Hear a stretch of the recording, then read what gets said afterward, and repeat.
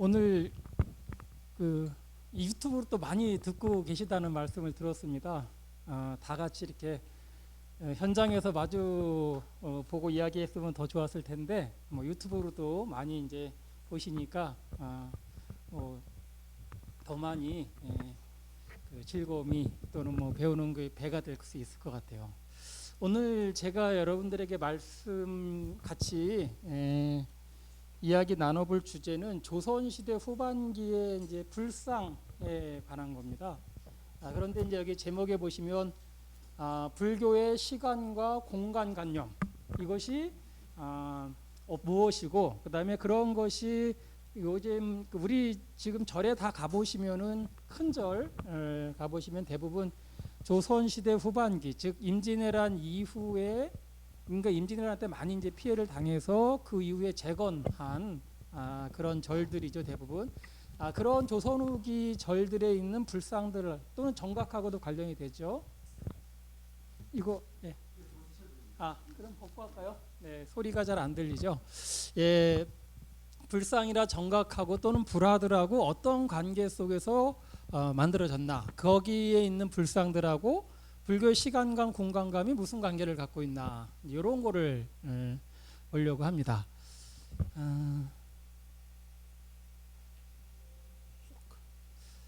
먼저 불교의 공간, 그러니까 크게 조선시대 절의 구성 중에서 가장 중요한 게 역시 이제 대웅전이죠. 그러니까 대웅전이 대부분의 절에서 아주 중요한 중심부에 있는 주 전각이 되고, 대웅전에 있는 불상이 그러니까 가장 중요한 불상이 되겠죠.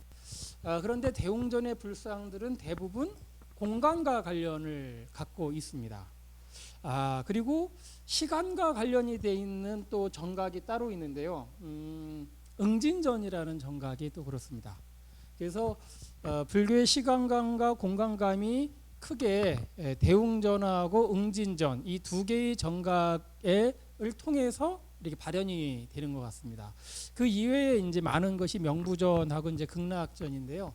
명부전하고 극락전은 좀 더 그 대웅전, 그 응진전하고 결을 좀 달리하는 것 같아요. 주로 이제 죽음과 관련돼서 극락전도 역시 죽음 이후에 어떻게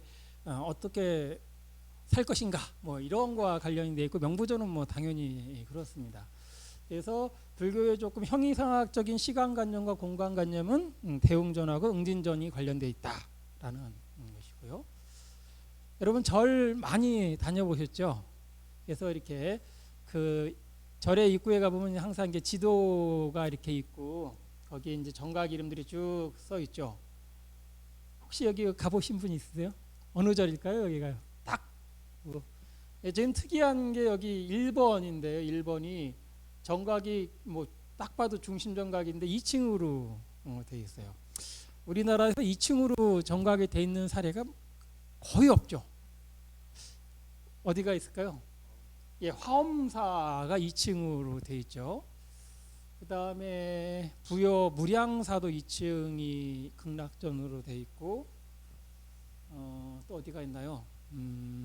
보훈법주사도 대웅보전이 아마 2층으로 돼 있을 겁니다. 여기는 뭐 바로 화엄사인데요. 화엄사 이게 쭉 들어가서 한번 꺾어져서 가면 여기가 1번이 뭔가요? 각황전, 2번이 대웅전. 좀 특이하죠. 각황전이 이제 메인으로 되어 있습니다. 화엄사는 아마 이제 화엄이 굉장히 중요한 영향을 미쳤기 때문에 화엄의 주정각인 각황전이 전체 주정각을 차지하고 있는 것 같아요. 이 우리가 여기를 본 이유는 이 절이라는 데가요. 절이라는 공간이 이렇게 우리나라 조선시대, 특히 조선시대 절들은 굉장히 정각이 많고 그냥 복잡하게 돼 있는 것 같지만, 어쨌든 불교의 공간관념하고 상당히 연관을 맺고 있습니다. 그 중에서 이 주전각은 당연하고요. 그 다음에 보조정각들도 이런 공간관념과 연관을 갖고 있는데, 오늘은 이 주정각 중에서 대웅전에 어떤 존상들이 모셔져 있는지를 통해서 보도록 하겠습니다. 예, 이제 이 조선시대 때 많이 발간된 그 의식집이라든가 그런 책들에 보면은 그 불교의 시간, 공간관념을 볼 수 있는 지도들이 쭉 나옵니다. 지도죠. 4대 부주도, 그러니까 4대 부주 여러분 많이 들어보셨죠? 이 세계의 중심에는 뭐가 있나요? 여기 산이 하나 있죠. 예, 수미산이 있죠. 수미산이라는 산이 있고 그 산스크리트어라든가 원래 말은 수메루라고 하죠. 수메루. 근데 이제 우리 동아시아 쪽에서는 이제 수미산이라고 번역을 해서 우리도 수미산으로 알고 있습니다. 수미산이 있고 그다음에 이 사이사이에는 지금 이게 원이 그려져 있지만 사실은 여기가 가운데 수미산을 중심으로 해서 바다가 있고 한 겹이 또 산맥이 있고 바다 산맥 해가지고 모두 마지막에 여기 이렇게 삐죽삐죽 삐져나와 있는 이제 이 산까지 모두 9겹으로 산이 있고 그 사이에는 8개의 바다가 이렇게 있겠죠. 근데 이 바다에는 크게 4개의 대륙이 이렇게 있습니다. 다 아시는 우리 살고 있는 동네는 어딘가요? 예, 여기죠. 남선부주 또는 남영부주. 그래서 우리 축원할 때 항상 자기 주소 나오잖아요. 맨 처음에 뭐라고 그러나요? 남선부주. 그다음에 뭐 아시아까지일 수도 있고 아시아, 동양, 뭐 대한민국, 뭐 경상북도 영천시 이런 식으로 나오죠. 맨 처음에 나오는 게 남선부주. 북쪽에는 북부로주, 동쪽에는 승신주, 서쪽에는 우화주라고 하는 커다란 대륙들이 있고 모양이 조금씩 다르다고 되어 있습니다. 북쪽에 거는 정사각형, 동쪽에 있는 승신주는 반달형이고요. 우리가 살고 있는 남선부주는 마른 목걸이에요. 이게 좀 사각형처럼 보이지만 아래보다 위가 넓습니다. 마른 목걸로 되어 있고 서쪽에는 원형으로 되어 있습니다. 그 사이에는 이제 바다가 되어 있죠. 좀 더 이렇게 자세히 나온 지도를 보면 사주, 구산, 팔해도, 그러니까 구산, 팔해 산이 수미산부터 여기까지 9겹으로 이게 산이 있고 그 사이가 다 바다니까 이제 산은 9개고 바다는 8개, 구산, 팔해도 해가지고 공간적으로 이렇게 나오고 그다음에 아래 위로도 있죠. 아래 위로 우리가 살고 있는 이 바탕에서부터 수미산이 이렇게 올라가고 그 수미산 위에도 계속 하늘나라가 이어지잖아요. 이렇게 보면은 이제 아래 위로의 공간이 나오는데 우리가 살고 있는 남선부주를 중심으로 해서 물이 있죠. 여기가 평면이라고 한다면 이 아래쪽으로도 계속 있습니다. 물로 금으로 된 물층이 있고 또 뭐 철로 된 물층이 있고 물이 있고 또 바다 뭐 바람이 있고 뭐 이런 식으로 층층이 아래에도 지하 세계가 있고 그 다음에 위로 올라가면 이제 산들 사이 여기까지 산 이름들이 쭉 나오죠. 그 다음에 여기 가운데 있는 산이 이제 수미산인데 수미산의 중턱에 이제 사천왕천이라고 하는 동남 서북에 하나씩 그 사천왕이 있죠. 그 다음에 또 위로 올라가면 또 이제 천들이 쭉 있어서 제일 이 꼭대기에 올라가면은 바로 도리천이 있습니다. 도리천.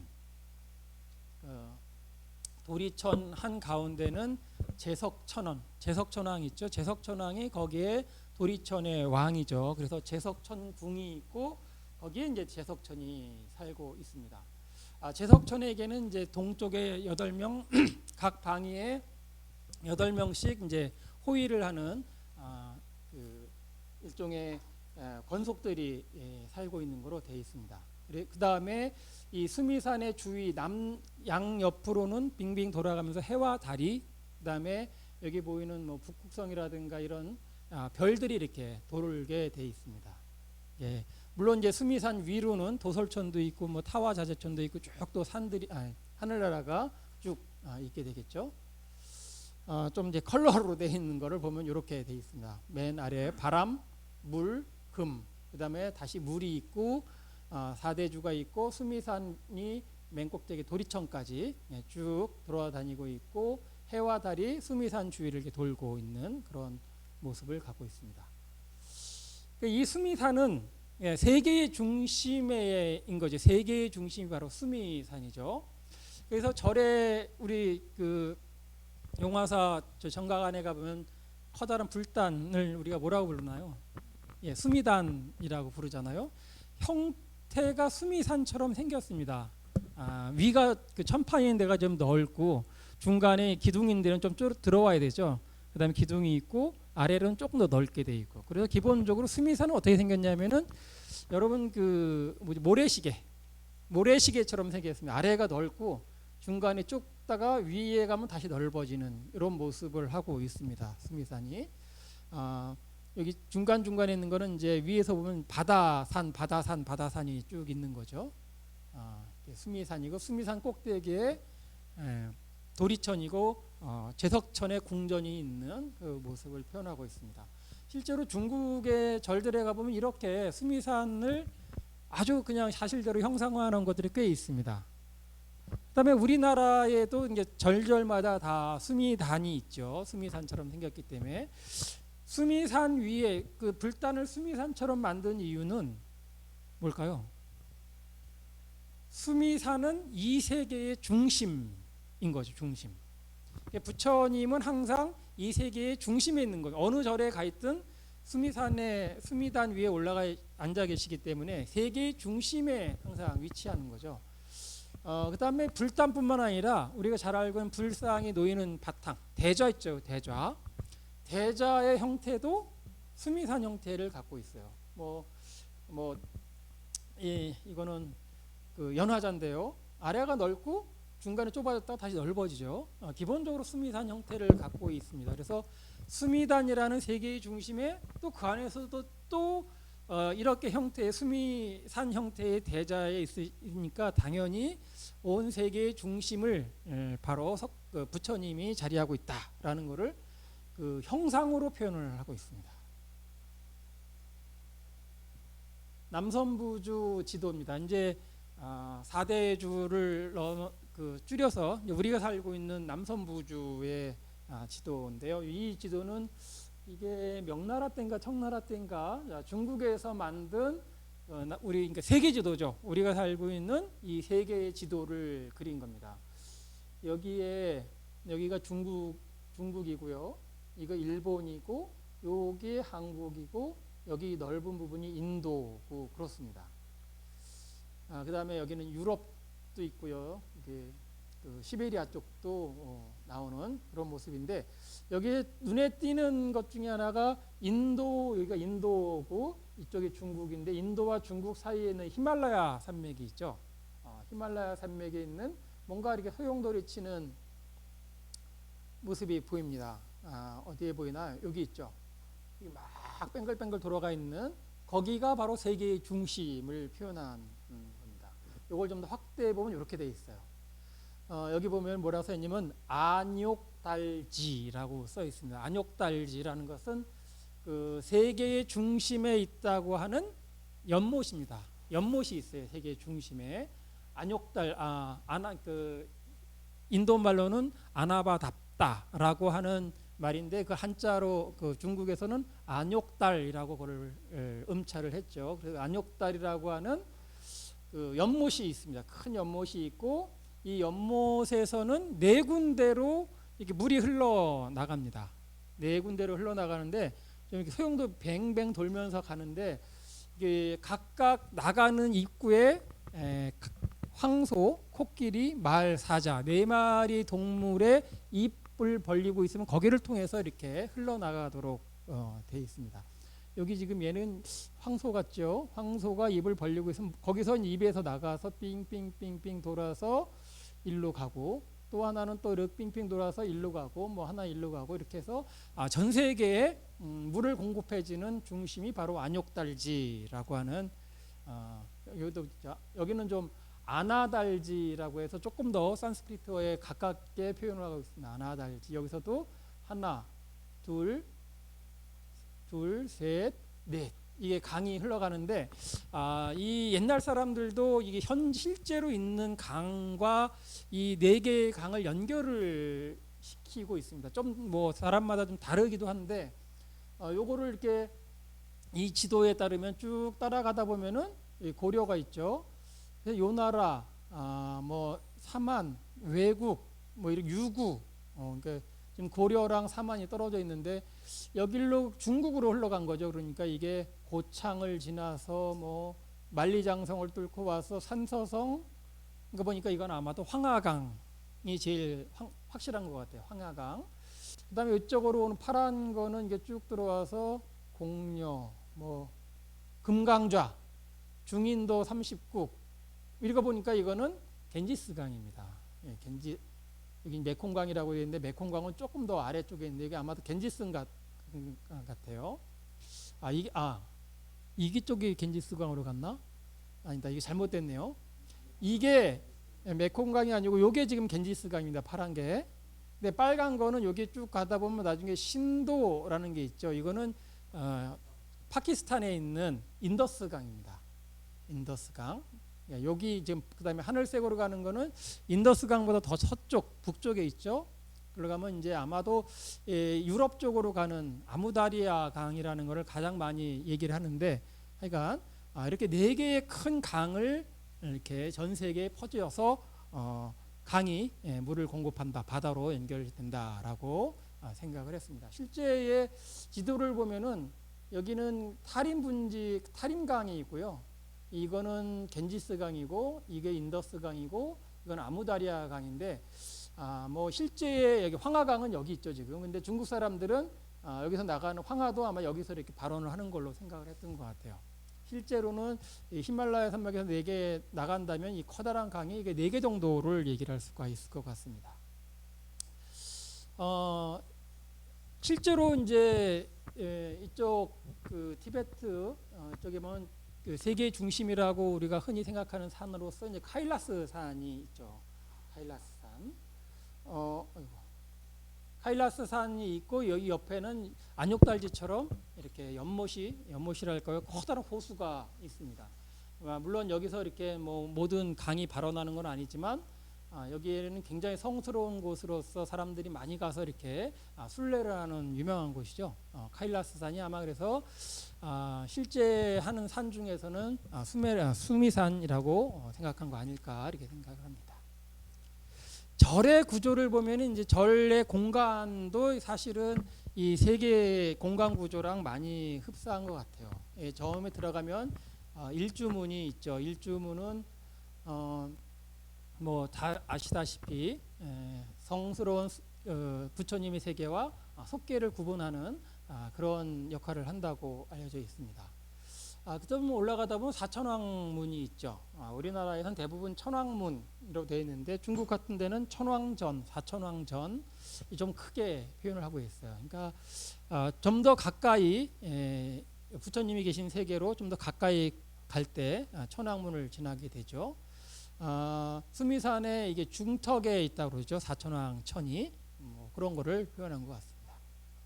이게 뭐 하시는 사천왕상이 이렇게 표현이 되어 있습니다. 조금 더 가면은 어떤 경우는 금강문이 앞에 있을 수도 있는데 뒤를 있을 수도 있고요. 금강 역사가 있는 금강문이 있는 경우도 있죠. 여기는 그 좌우에 금강 역사 한 명씩이 있고 지금 이 범어사 같은 데는 한산동자하고 습득동자가 같이 있습니다. 코끼리 한 사람은 코끼리를 타고 한 사람은 사자를 타고 있는데 어쨌든 금강 역사와 밀접한 연관을 갖고 있는 두 명의 동자, 보현동자, 뭐 문수동자라고도 하지만 한산습득이라고도 하는 그 동자들입니다. 보통은 이제 누각이 있죠. 그 다음에 누각에서 누각 밑으로 해서 대웅전으로 올라가게 돼 있습니다. 여기 보제루라고 되어 있지만 지금은 여기가 누각으로 완전히 바뀌어졌지만 옛날에는 이렇게 그냥 그 누각 이름만 누각이고 옆에 그냥 걸어갈 수 있게 돼 있었는데 지금은 여기 그 단차를 둬서 이 밑으로 이제 들어갈 수 있게 바뀌었죠. 지금은. 그래서 이 안에는 뭐 종루, 보통은 좌우에 종루하고 장경각 같은 게 있는데 우리나라의 장경각 같은 경우는 별로 많지는 않죠. 종루 안에 사물이 다 들어가 있습니다. 종루가 있고 여러 가지 정각이 있죠. 극락전, 극락전 안에는 아미타 삼존불이라든가 보통 이제 아미타불 독존도 있을 수가 있는데 대부분 삼존으로 이렇게 표현이 되고 있고요. 또 명부전이 많이 있죠. 명부전 또는 시황전 뭐 이런 데는 또는 어떤 데는 무사전 이름은 좀 여러 가지로 나오지만 그 안에는 다 지장보살을 중심으로 해서 도명존자와 무독기왕이 좌우로 협시하는 삼존상이 위치하고 그 좌우로는 시왕들이 이렇게 자리를 하게 됩니다. 그래서 사후세계 특히 이제 지옥에서 벗어나고자 하는 많은 사람들이 많이 염원하는 그곳이 바로 이 명부전 지장전이 되겠습니다. 산신각 또는 이제 삼성각이 이제 마지막으로 이제 있죠. 살령각이라고 하고 있고, 그래서 여기는 대부분 특히 이제 산신각 또는 살령각 같은 경우는 인도의 신은 아니죠. 이 불교 정각 안에 있는 여러 가지 신격들 중에서는 불교의 신격도 있지만 인도의 재래 종교인 브라만교라든가 뭐 힌두교라든가 이런 신들도 많이 들어가 있죠.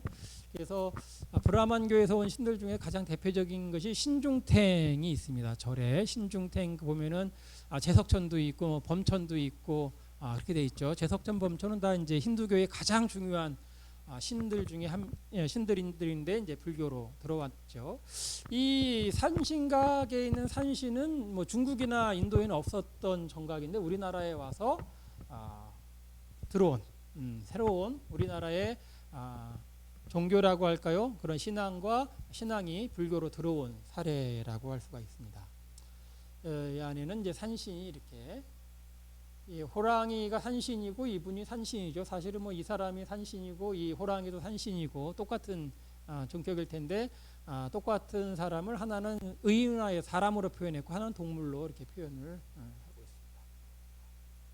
그 다음에 이제 모든 절의 중심에는 바로 대웅전이 있죠. 이 대웅전에는 이 절에서 가장 중요한 존상들이 모셔져 있고 그래서 대웅전의 성격에 따라서 그 절의 성격이 판가름이 나게 됩니다. 우리는 흔히 이제 대웅전에는 석가모니 부처님이 중심으로 봉안이 된다고 알고 있지만 사실 그렇지는 않습니다. 석가모니 부처님이 제일 많을 뿐이죠. 그래서 대웅전 중에는 비로자나 부처님이 주존으로 된 사례도 꽤 많지는 않지만 있는데 그 중에 하나가 고창 선운사 대웅전에 있는 그 부처님입니다. 가운데가 비로자나 부처고요. 양옆에 동방의 약사불, 서방 아미타불 이렇게 3존이 모셔져 있습니다. 이런 식으로 모셔진 그 사례가 많지는 않은데 몇 군데 있고요. 나머지 대부분은 다 가운데에서 그 다음에 이제 구례 화엄사 같은 경우는 대웅전에 석가모니 부처를 중심으로 한 그 3존이 아니고 비로자나를 중심으로 한 삼신불이 모셔져 있죠. 지금 서울의 불교중앙박물관에서 이제 화엄사 전시를 크게 하고 있는데 이 가운데가 비로자나 부처, 그다음에 우리가 볼 때는 오른쪽이지만 우리가 설명을 할 때는 이 가운데 부처님의 왼쪽에 앉아 있는 그래서 좌협시라고 얘기를 하죠. 왼쪽에 앉아 있는 보조적인 부처. 좌협시불은 보살처럼 생겼지만 사실은 부처입니다. 노사나 부처고요.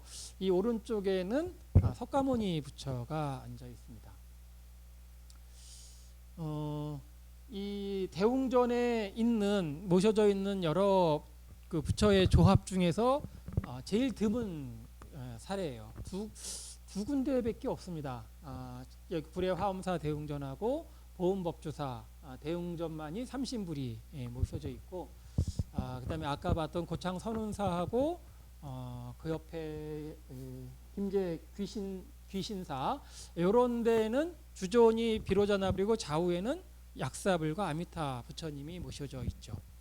그다음에 그 나머지 대부분은 다 가운데 석가모니 부처님, 좌우에는 약사 부처님, 아미타 부처님. 여기가 바로 뭘 나타내냐면은 가운데 석가모니 또는 가운데가 비로자나가 모셔져 있는데 여기는 의식집에 그러니까 조선시대에 만들어진 의식집 같은 데를 보면은 그러니까 중방이라 중방 가운데 중자를 쓰는 중방이에요. 중방 비로전압을, 동방 약삽을, 서방 아미타불 또는 중방 사바세계 석가모니불, 동방 유리강정토 약사 열애불, 그다음에 서방 극락정토 아미타 열애 이런 식으로 표현을 하고 있어서 가운데는 비로자나 부처든지 석가모니 부처든지 바로 이 세계 우리가 살고 있는 이 세계를 말하는 것이고 이쪽 그 우리가 볼 때 오른쪽 실제로는 왼쪽에 있는 저 약사 부처님은 동쪽의 유리광 영토를 나타내고 서방 아미타를 나타냅니다. 이거는 절이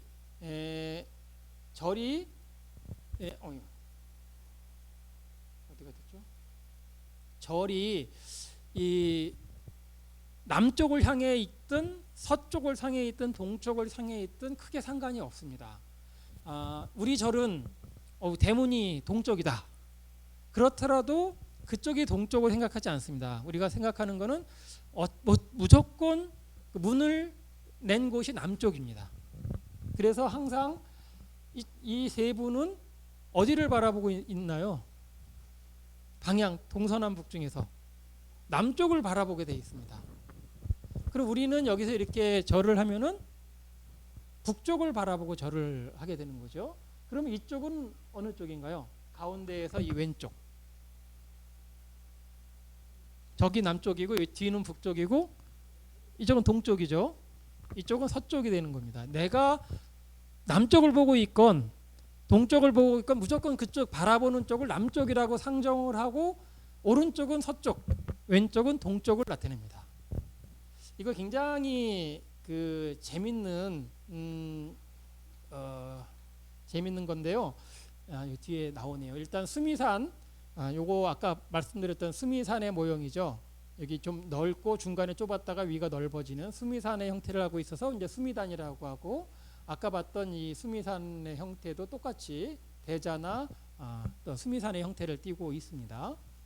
자, 여기에서 이제 우리가 방향을 좀 생각을 해봐야 되는데, 왜 그러면은 우리 절은 동쪽을 향해 있는데 이쪽은 그 약사 부처님이 있고 이쪽은 아미타 부처님이 모셔지느냐? 그거는 모든 불교권에 다 그렇지 않습니다. 우리나라하고 중국하고 일본만 그래요. 베트남.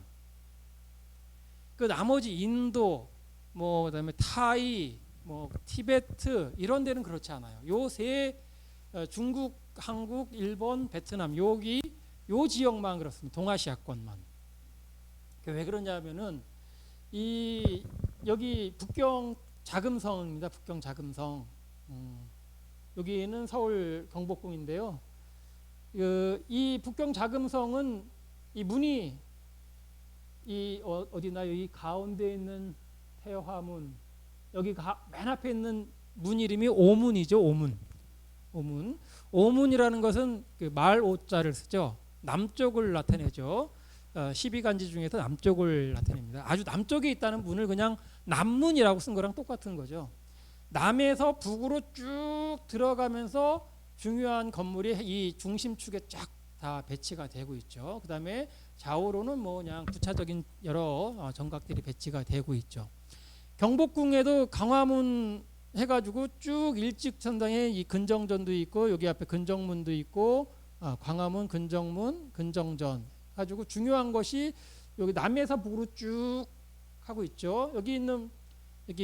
여기 자금성에 황제가 앉아 있습니다. 여기에 어디를 보고 앉아 있습니까? 황제가 딱 자리가 있어요. 남쪽을 향해 있죠. 여기 근정전에 선조 임금이 앉아 있다. 남쪽을 향해서 앉아 있습니다. 항상. 모든 이 동아시아에서는 중요한 것은 다 남쪽을 향해 있어요. 이 황룡사 여기 남문이에요. 여기 그다음에 탑지고 여기가 이제 그 금당지죠. 여기 남쪽이에요. 남에서 북으로 정확하게 남에서 북으로 가면서 불상이 배치가 돼 있습니다. 여기 불상이 이렇게 여기에 쭉 배치가 돼 있죠. 불상은 남쪽을 보고 이때는 정확하게 남쪽을 향해 있습니다. 이거는 이제 평평한 땅이기 때문에 정확히 남쪽을 이제 남북으로 정확하게 이거를 절을 지을 수가 있는데 또 많은 이제 우리나라의 절들은 다 산 속에 있기 때문에 산에는 정확하게 남쪽을 향해 있을 수가 없죠. 지형에 따라서 조금 변화가 생깁니다. 이 가문사의 동탑과 서탑 여기도 정확하게 남북으로 남에서 북으로 가면서 정각이 탑과 정각이 배치가 돼 있어요. 이 그 조선 시대 때의 이 대웅전은 바로 이런 이 유교적인 중국의 특히 이제 중국의 황제 관념, 황제는 이제 유교에서 보면은 가장 뛰어난, 그러니까 유교에서 봤을 때 가장 뛰어난 인간 하면은 그 사람을 유교에서는 군자라고 합니다. 군자 많이 들어보시잖아요. 군자. 그다음에 군자와 배필이 되는 여자를 우리는 뭐라고 그러냐면 숙녀라고 그러죠. 그래서 군자와 숙녀, 요거는 굉장히 오래된 중국 문헌에서부터 나오는 시경에도 제일 처음에 나오는 구절이 바로 군자에 관한 게 나옵니다. 군자 호구, 뭐 요조 숙녀, 요게 처음에 나오거든요. 그러니까 가장 완전한 인간상이 바로 군자인데 뭐라고 또 나오냐면 군자는 남면한다라고 합니다. 군자 남면. 남면이라는 건 군자는 남쪽을 바라보고 있다. 그러면 군자는 곧 나중에 되면 왕과 똑같은 이제 사람이 되거든요. 군자는 곧 왕이고 황제고 그렇습니다. 그러니까 군자는 남면하고 있고 왕은 그렇기 때문에 왕과 황제는 항상 남면을 하고 있습니다. 그러니까 신하들은 북면할 수도 있고 또는 동면 서면에 할 수도 있는 거죠. 어쨌든 신하들은 북쪽을 향해서 이렇게 절을 하는 존재들이고 왕은 남쪽을 향해서 서 있거나 앉아 있는 그런 존재가 됩니다. 동아시아에 이제 불교가 처음 들어왔을 때 가장 중요한 것이 바로 그런 행정 체계죠. 왕과 신하 이런 걸 봤을 때 불교의 신인 부처님은 왕. 그 다음에 이런 우리 신도 교도들은 바로 신하 뭐 이렇게 되는 그 어떤 상하 관계를 설정을 하게 됩니다. 그래서 그 다음에 이제 전각도 처음에 이제 그 불교가 이 한나라 때 중국에 들어왔을 때 우리가 절사자 있죠. 절사는 원래는 그게 이제 절이란 뜻은 아니었고 관청의 이름이었습니다. 관청 그런 무슨 사 우리나라 발음으로는 시라고 발음을 하는데 그런 관청에다가 절을 설치를 한 거죠. 그래서 그게 나중에 흘러서 불교 절은 사로 돼버린 거거든요. 관청의 이름이었다가. 그러니까 당연히 그 사라고 붙은 어떤 관청도 동네마다 다 남쪽을 향해서 이렇게 대문을 내고 있었던 거죠. 그렇기 때문에 그 안에 불상을 안치하면 당연히 남쪽을 바라보게 될 수밖에 없었던 처음부터 그렇게 되어 있습니다. 근데 왜 그렇게 남쪽을 중요하게 여겼느냐 중국이나 한국에서 그거는 사실 여러분 인도나 티베트나 동남아시아에서는 남쪽이 중요하지 않습니다. 제일 중요한 인도나 동남아시아에서 제일 중요한 방위는 동쪽이에요. 동쪽. 그래서 인도 동남아시아, 티베트 이런 데는 중요 관청 건물이 다 어디로 향해 있습니까? 동쪽으로 향해 있습니다. 동쪽이 대문이에요. 그래서 우리는 그 왕이 서울에 딱 이게 보고 제가 이제 왕이란 말이에요. 왕이 딱 왼쪽 하면은 그 경상도도 지금은 경상남도, 경상북도 이렇게 돼 있지만 예전에는 경상좌도, 경상우도 이렇게 돼 있죠. 좌도는 어느 쪽입니까? 울산, 부산 뭐 이쪽이 경상좌도고 경상우도면은 대구 뭐 이렇게 진주 뭐 이쪽이 경상우도죠. 왕이 봤을 때 왼쪽이면 좌도고 오른쪽이면 우도인 거죠. 우리가 지금 뭐 이렇게 보는 거랑 다릅니다. 왕을 중심으로 하죠. 그러니까 왕이 봤을 때 왼쪽 하면은 그게 동쪽입니다. 우리 그래서 왼쪽 좌 하면은 동쪽이랑 똑같은 뜻이고 우 하면 서쪽이랑 같은 뜻입니다. 근데 이제 인도나 티베트나 이런 데는 왼쪽 하면은 여기 그 사람들은 동쪽을 바라보고 있어요. 항상 왼쪽 하면은 북쪽이고 오른쪽 하면 남쪽이 됩니다. 뒤쪽 하면 서쪽이 되는 거고. 이런 그 기본적인 관념이 바뀌게 된 90도가 바뀌게 된 이유는 중국에서 이런 가장 중요한 위치에 있는 황제 또는 군자가 항상 남쪽을 바라보고 있다라는 그런 관점에서 부처님도 똑같이 황제와 똑같은 그런 위치에 있는 분이기 때문에 남쪽을 항상 바라보도록 설계가 된 거고, 실제로도 관청이 다 남쪽을 향해 있었기 때문에 관청에다 처음 절을 설치했을 때 당연히 부처님이 남쪽을 바라보게 처음부터 이제 그렇게 시작이 된 거죠. 동남아시아에서는 다 동쪽을 향해 있습니다. 여러분 잘 아시는 거기 어디죠? 그 보드가야에 가보시면 정문이 동쪽을 향해 있습니다. 아침에 해를 딱 뜨면은 글로 햇빛이 딱 비치게 돼 있는 그런 구조. 동남아시아에서는 인도에서는 동쪽이 해 뜨는 방향이기 때문에 가장 중요한 성스러운 방향이고, 이 동아시아에서는 남쪽이 가장 해가 높이 떠 있었을 때를 나타내는 거기 때문에 뭐 붙이기 나름이지만 가장 중요한 방위로 생각을 하고 있습니다. 그래서 이 대웅전에는 항상 가운데가 중앙을 나타내고 이쪽 우리가 보기에 부처님에서 왼쪽이 동쪽을 나타냅니다. 무조건 동쪽입니다. 이쪽은 무조건 서쪽이에요. 우리 절이 북쪽으로 향해 있든 남쪽으로 향해 있든 상관이 없이 그 방위는 항상 부처님은 남쪽을 향해 있다라는 걸 전제로 하고 있습니다.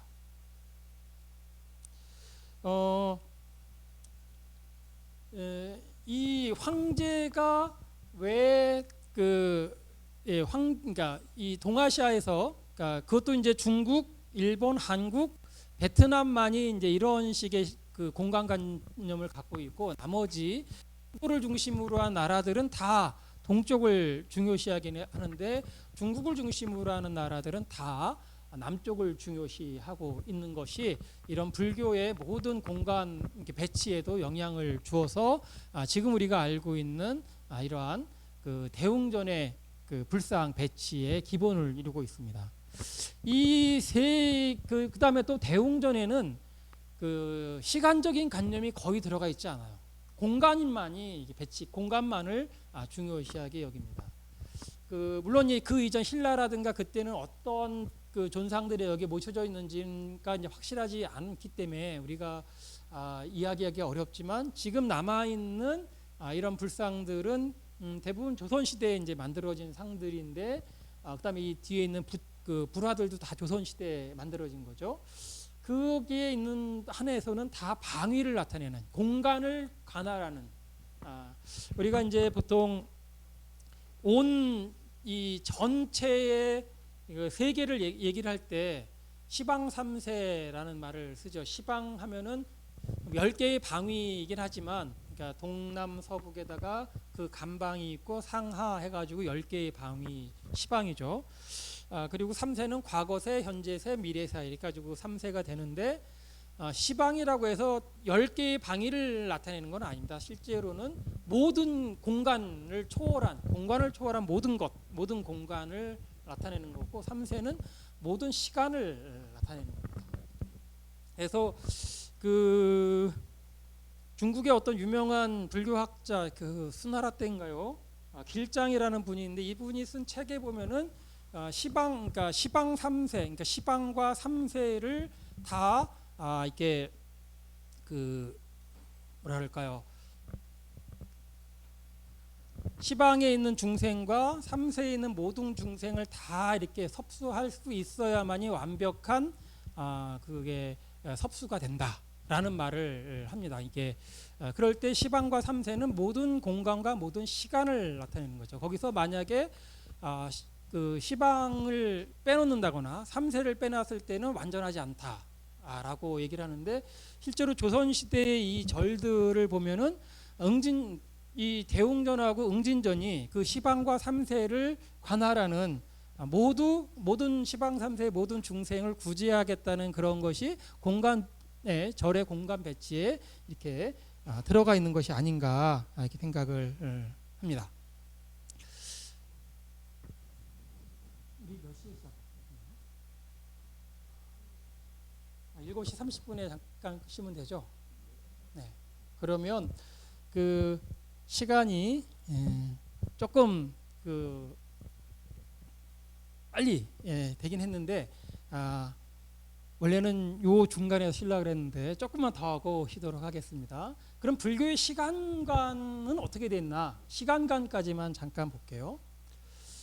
여러 절에 이제 이 시간과 관련된 이거는 굉장히 특이한데 이런 정각은 전 세계 우리나라밖에 없어요. 이런 응진당, 나한전, 뭐 이런 또 뭐가 있죠? 응진당, 응진전, 나한전, 또 어떤 경우는 16전이라고 되어 있는 데도 있고요. 이런 정각은 바로 16나한이 모셔져 있는 그런 정각인데 물론 16난이 우리나라에만 있는 건 아니죠. 중국에서 처음 이렇게 16난 신앙이 우리나라 들어왔고 중국 절에도 16난 상이 많이 이렇게 봉안이 돼 있습니다. 근데 중국에서 생각하는 16난과 우리나라에서 생각하는 16난이 좀 달라요. 그게 이제 응진전에 나타나는데 이게 굉장히 특이한 케이스인 것 같아요. 여기 이제 응진전은 보통 가운데 세 부처님이 가운데 부처님이 앉아 계시고 양옆에 보살이 두 분 앉아 계시죠. 그 다음에 좀 큰 데는 이제 여기 그 가섭존자하고 안한존자가 있고 그 양옆으로 각각 8명씩 16명의 나한이 쭉 앉아 계시고 그 뒤로는 뭐 제석천 범천도 있고 뭐 이런 식으로 해서 자리를 이렇게 공간을 구성하고 있습니다. 여기는 공능가사 응진당에 있는 세 존상인데요. 이 존상의 이름은 가운데 부처님은 이게 보이시죠? 누군가요? 이렇게 앉아 있는 분. 서가모니 부처님이시잖아요. 이렇게 하고 있는 의미는 여러분 잘 아시죠? 이렇게 앉아서 손을 원래는 여기만 대면 안 되고 이렇게 쭉 내려와서 여기 땅에까지 뚝 닿아야 되는데 우리나라 불상 중에서 그렇게 자세하게 표현한 불상은 없어요. 대부분 여기 그냥 정강이에 살짝 되는 정도로 표현을 하고 있는데 항마촉지인이라고 하는 거죠. 항마촉지인, 항마촉지인. 이 수인 중에서 여러 개의 손 모양이 있죠. 선생님 어떤 수인 알고 계신 게 있으세요? 이 수인은 무슨 수인일까요? 이렇게 하고 있는 거. 우리 가장 많이 이렇게 사용되는 수인이 이렇게 하고 있는 거랑 또 이렇게 하고 있는 거 이렇게요. 그 다음에 이렇게 하고 있는 거 이건 아시죠? 뭐 하실 때 이렇게 하고 있는 거? 참선할 때 이렇게 하시잖아요. 선정할 때 선정. 이거는 시무외인이라고 해요. 시무외인. 무외라는 것은 외라는 것은 두려워하다라는 뜻입니다. 왜 두렵다. 무외하면은 두려워하지 않는다라는 뜻이고 시라는 것은 준다라는 뜻입니다. 그러니까 두려움이 없는 것을 준다. 즉 두려움을 없애준다라는 뜻입니다. 조금 어느 절에 예전에 뭐 신라라든가 뭐 고려라든가 이때는 이렇게 한 불상이 제일 많았어요. 한 손은 이렇게 하고 한 손은 이렇게 하고 이렇게 내린 거. 그러니까 하나는 손바닥을 앞으로 해서 손가락을 위로 해서 쭉 보여주는 거. 뭐라고 그랬죠? 시무외인. 반대로 손바닥을 앞으로 해서 손가락을 아래로 내리는 거. 이게 뭘까요? 여러분들이 가장 원하는 거, 가장 옛날 사람들이 부처님께 가장 간절하게 바랬던 게 두 개가 있나 봐요. 하나는 이거고요. 두려움을 없애주는 거. 뭐 이렇게 천둥치고 번개치고 뭐 하는데 무서운데 두려움을 없애주는 거. 그 다음에 여러분들이 바라는 게 또 뭐가 있습니까? 제일 많이 바랄 것 같은 거. 예? 절에 가서 뭐 하십니까? 절하면서 뭐 하세요? 소원을 빌죠. 그러면 부처님이 뭘 해줘요? 소원을 들어주죠. 이거는 소원을 들어준다라는 뜻입니다. 소원을 들어준다. 이건 두려움을 없애준다. 얘는 소원을 들어준다. 여원인이라고 그러는데 여원인. 여원은 이제 원이고요. 소원이고 여라는 거는 주다라는 뜻입니다. 주다. 소원을 준다. 원을 들어준다. 여원인. 그래서 가장 많은 게 심우회인과 여원인. 요렇게 하고 있는 게 제일 많아요. 그래서 뭐 그 간혹 가다가 이제 여기 손가락을 이렇게 하는 수도 있고 이렇게 하는 수도 있고 뭐 여러 가지가 그 이렇게 버전이 있는데 그래서 이렇게 하면 뭐 이거는 뭐 돈 동그란 돈이다라고도 얘기를 하는데 사실은 이거 소원을 아니다. 이거는 두려움을 없애주는 겁니다. 이렇게 하는 건 소원을 들어주는 거고요. 그 다음에 이제 그 이후에 많이 나오는 게 이렇게 요 손가락입니다. 손가락을 딱 앉아서 손등을 앞에 대고 바닥에다 딱 대는 겁니다. 이거는 오직 그 석가모니 부처님만 하는 그런 포즈인데 이거는 석가모니 부처님이 이제 태어나서 왕자로 살다가 출가해서 수행을 이제 고행을 하다가 고행에서 이제 그 고행을 할 때는 그 실패를 했죠.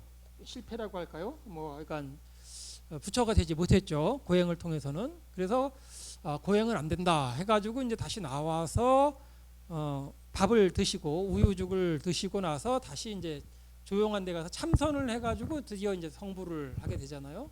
그럴 때 이제 성불할 때의 모습입니다.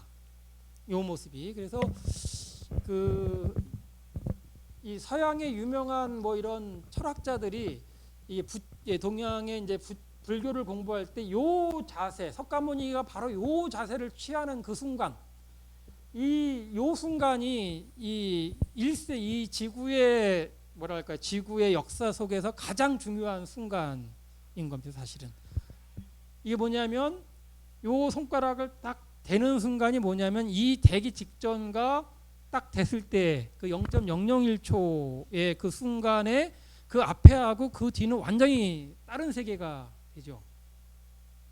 그 이전의 세계는 부처가 없었던 세계고 딱 손가락을 대는 순간 부처가 딱 탄생을 하게 되는 겁니다. 그러니까 부처가 없었던 세계랑 부처가 있는 세계는 그러니까 우리가 살고 있는 이 세계에서 가장 중요한 순간인 거예요. 부처가 딱 탄생하는 순간이기 때문에요.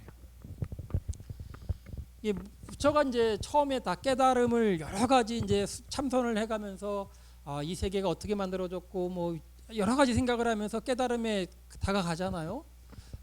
다가가면서 결국은 이제 이렇게 생각해도 맞고 저렇게 생각해도 맞고 뒤로 생각해도 맞고 내가 이렇게 깨달은 이것이 정말 올바른 진리구나라는 것을 생각을 하고 너무나 즐거워서 이렇게 그걸 음미하고 있었잖아요. 그때 이 석가모니는 내가 부처가 됐다는 것을 이렇게 알릴까 말까, 나만 그냥 알고 있으면 되지 않을까 이런 생각을 많이 했죠. 그때 이제 석가모니가 부처가 된 거를 이제 알려야 되겠다고 생각을 했는데 이때 마군들이 이제 경전에 보면 마군들이 나타납니다. 마군, 악마들이 나타나가지고 이제 여러 가지 방식으로 꼬드기죠. 부처한테. 너 이제 마군이 이제 와서 처음에는 뭐 무기를 들고 나타나죠. 이렇게 막 창, 칼 들고 나타나가지고 이렇게 위협하면서 너 지금 깨달은 거 아니다. 너 왜 그런 거 이상한 짓 하려고 그러냐. 절대로 그런 거 하지 말아라. 못하게 이제 막고. 그러니까 석가모니가 내가 깨달은 거 맞다. 라고 얘기를 하죠. 그러니까 또 마군이 또 하나 내세우는 게 이제 여러 가지 사람의 인간으로서 욕망을 이제 막 끄집어내죠. 그래서 이 마왕의 딸들이 이제 셋이 있는데 마왕의 딸들이 다 이렇게 예쁘죠. 엄청 예쁜 아가씨 3명을 딱 데리고 와서 석가모니가 쫙 참선하고 있는데 나타나가지고 막 이제 유혹을 합니다. 여러 가지로 유혹을 하는데 석가모니가 또 이렇게 그 얘기를 하죠. 너희의 그 겉모습은 사실은 한 지금 20살이면은 한 50년만 있으면 완전히 그 변한다라고 50년 후의 모습을 딱 보여주죠. 그럼 완전히 이제 그 건강한 몸에서 늙고 힘들고 막 그 병들고 한 모습으로 확 바뀌죠. 그래가지고 너의 본 모습이 그거다라고 알려주면서 그것도 이제 물리치고, 그래서 결국은 이제 모든 것을 마왕의 시도를 다 물리치고 이제 그 자신이 성도했다, 성불했다라는 것을 선언을 하죠. 그러니까 선언을 하는데 자기 자신이 직접 선언을 하는 것이 아니고 누구를 통해서 선언을 하게 되냐면 땅의 신을 통해서 선언을 합니다. 지신. 그러니까 내가 깨달았다는 것은 지신이 증명을 할 것이다 라고 하면서 지금 저 손가락이 땅에 대야 되는 이유가 땅의 신을 불러내는 장면입니다. 이렇게 쭉 내려가서 딱 터치가 되면은 땅의 신이 탁 들어와 나타나는 거죠. 손가락이 딱 땅에 닿음과 동시에 땅의 신이 나타나서 예를 들면 육종 진동, 그러니까 이 땅이 6가지 종류로 진동을 한다고 합니다. 아무리 생각해도 6가지 땅의 진동이 어떤 건지는 잘 모르겠는데 앞뒤로 흔들리고 좌우로도 흔들리고 또 뭐 아래 위로도 흔들리고 뭐 45도 각도로도 흔들리는지 해가 6가지 방식으로 땅이 진동을 한다고 합니다. 그래서 불교에서 많이 나오고 육종 진동을 하고, 그다음에 하늘에서는 꽃비가 막 내리고 이적을 보여주는 거죠. 땅의 신이. 그러니까 이제 마왕은 이제 포기하고 이제 다 사라지게 되면서 부처가 딱 탄생을 하게 된 겁니다. 그래서 이 순간, 요 0.001초밖에 안 되는 그 순간이 인류의 역사에서 가장 중요한 순간, 부처가 있는 세계와 없는 세계를 판가름하는 가장 중요한 손 모양이 바로 항마촉지인. 그래서 항마라는 건 마군을 물리친다 라는 뜻이죠. 촉지, 땅에다가 손을 댄다. 손은 아니더라도 땅에다가 댄다 라는 뜻입니다. 촉지. 그래서 항마하면서 촉지하는 이 장면이 인류의 역사상 가장 중요한 장면, 1대4의 장면이다라고 얘기를 하는 바로 그 순간이 되겠습니다. 잠시 쉬었다가 이어서 시간관에 대해서 좀 살펴보도록 하겠습니다.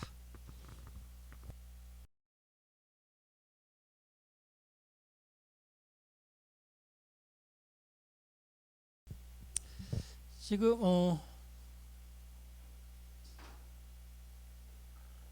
이 정각 그 나한전이라는 나한전이란 정각에 있는 불상들이죠. 여기에 보면은 그러니까 우리나라에만 있다고 말씀드렸잖아요. 이거는 시간을 나타내는 세 불상입니다. 시간. 가운데 석가모니는 우리가 사는 이 세계를 나타내고요. 이 시간을.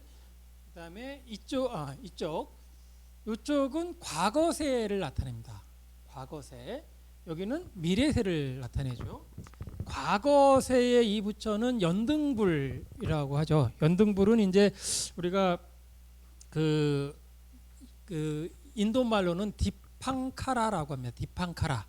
근데 이거를 그 중국에서 중국어로 옮길 때 음차를 했을 때 그 한자로 쓴 거를 우리말로 읽으면은 우리나라의 발음으로 읽으면 제화갈라가 됩니다. 제화갈라. 제화갈라 보살, 제화갈라 불. 제화갈라는 그 인도 말로 하면 디팡카라. 즉 우리 그 뜻을로 보면은 연등불 또는 정광불이라고 번역이 되는 이 석가모니 부처보다 우리가 살고 있는 이 세계보다 저 과거세의 부처입니다. 이 연등불이 석가모니 전신의 한참 전신일 때 수기를 해준 관계예요. 이분이 석가모니한테 수기를 해줬죠. 그다음 이분은 이제 미륵불입니다. 미륵불인데 이제 현재 상태는 보살이겠죠. 역시 석가모니가 미륵불에게 수기를 해줬죠. 뭐 너는 이제 56억 7천만 년 후에 어느 나라에 태어나서 뭐 어떻게 살다가 부처가 될 것인데 이름은 미륵이다. 이 연등불도 석가모니한테 수기를 해주면서 너는 이제 어느 한참 후에 사바세계에 누구네 아버지는 누구고 어머니는 누구고 뭐 그 나라에 태어나서 어떻게 살다가 부처가 될 것인데 이름은 석가모니다라고 이렇게 수기를 해준 관계입니다. 이분이 수기를 해줬고 이분이 수기를 해준 그런 관계. 근데 이 주변에 이제 16명의 나한이 쭉 배치가 돼 있는 상황이죠. 예, 이거는 그 불상의 그 이름들을 쭉 적어 놓은 그 발원문인데, 불상 안에 이렇게 적어 넣은 발원문 중에 보면은 주불 서가열애 좌보처 미륵보살, 좌보처라는 건 이쪽에 있는 거죠. 미륵보살, 우보처 재화 갈라 보살 해가지고 이쪽이 과거, 현재, 미래 이 3세를 나타내는 세 열애다라는 것을 확인할 수가 있습니다. 이게 여러 이제 의식집들이 이제 조선시대 후기에 많이 간행이 되는데요. 이 중에서 보면은 3세불에서 석가열애, 미륵보살, 재화갈라보살 이게 굉장히 많이, 그 다음에 여기 보면은 16성중, 감제사자, 직부사자 뭐 이렇게 쭉 나오는데, 이게 요 존상들은 다 나한전에 모셔지는 부처들의 모습입니다. 그래서 석가열애는 현재세, 미륵보살 미래세, 재화갈라는 과거세의 부처인데, 형태가 서가모니만 이렇게 열애의 형태를 갖고 있고 두 분은 보살 형태를 갖고 있죠. 이 이유는 아마도 대웅전에 똑같이 이제 여기 응진전이 있으면 대웅전도 있죠. 당연히 대웅전이 있는데, 대웅전에도 석가모니 부처가 주존으로 모셔져 있고 여기도 이제 석가모니가 주존으로 모셔져 있는데, 대웅전에는 세 명이 다 열애죠. 약사열애, 아미타열애. 그런데 이제 이 대웅전이 응진전보다는 존격이 훨씬 높은 중심 전각이니까 세 열애를 배치를 했다면, 여기는 대웅전보다는 급이 좀 낮은 전각입니다. 그래서 세 열애를 배치하지 못하고 양쪽은 보살로 등급을 낮추어서 배치를 한 것이 아닌가 이렇게 생각을 하고 있습니다. 수기 관계가 있는 거죠. 이 응진전, 나한전의 존상의 배치를 이렇게 우리가 이해를 하려면 힌두교와 불교의 시간관을 좀 알고 있어야 됩니다. 우리가 가장 많이 쓰이는 시간 중에서 제일 긴 것이 겁이죠. 겁. 가장 짧은 것이 이제 찰나고요. 찰나에서 겁까지 이게 수많은 시간이 쭉 있는데, 인도 말로는 칼파라고 합니다. 겁.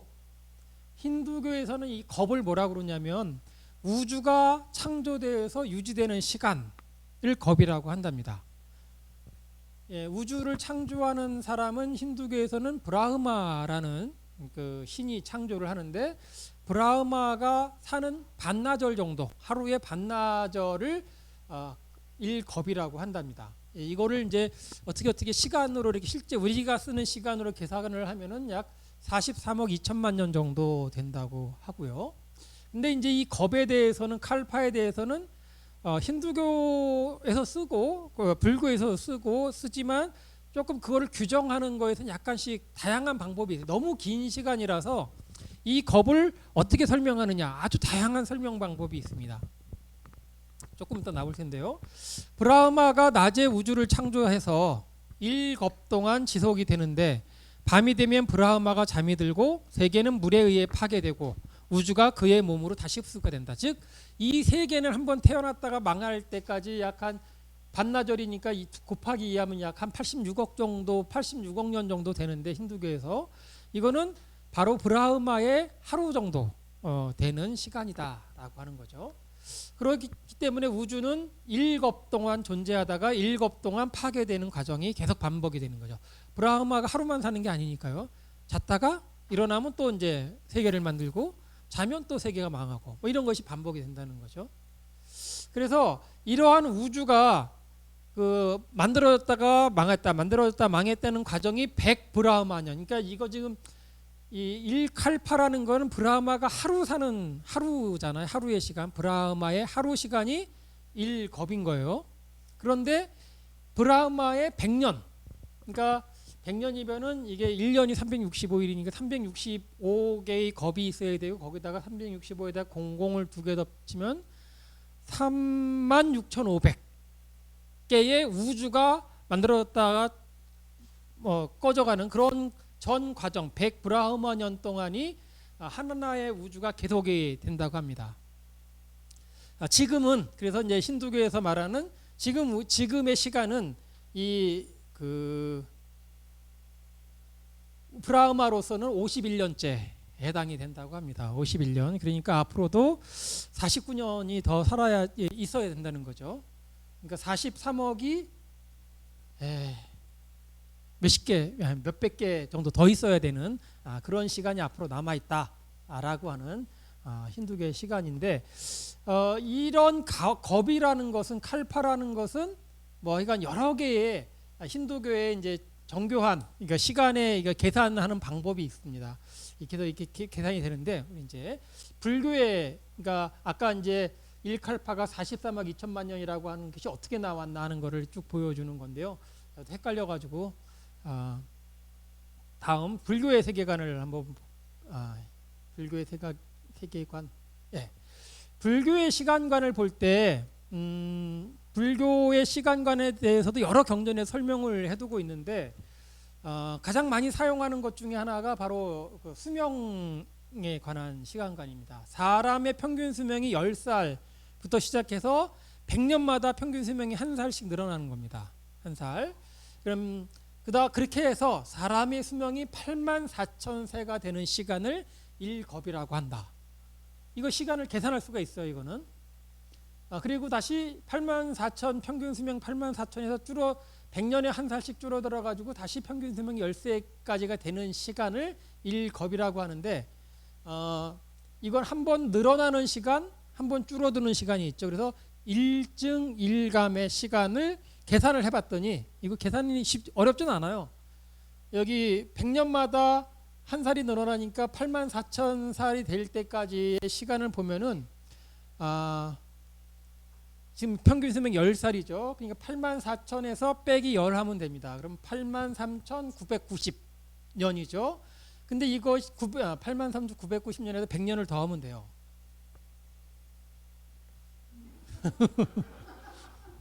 그러면 이거 계산하면 나옵니다. 그거를 해서 이게 1증이죠. 곱하기 2 하면 1감까지 합해서 요거 두 개를 합치면 1증 1감이 되는데, 이걸 계산하면 1679만 8천년이 됩니다.